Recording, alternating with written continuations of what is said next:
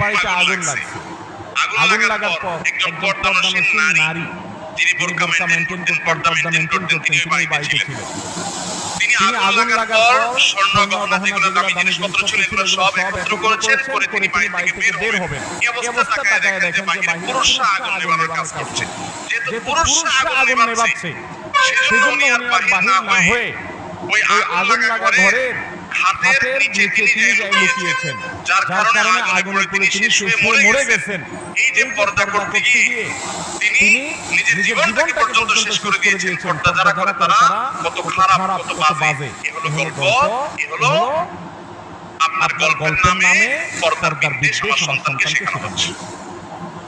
ভাইরা আমার, আচ্ছা আপনি আমাকে বলেন, কোন বাড়িতে যদি আগুন লাগে, কোন নারী যদি সে আগুনের মাঝখানে পড়ে যায়, পুরুষরা আগুন নেভাচ্ছে, এই অজুহাতে কোনো মুসলমান নারী বের হবে না?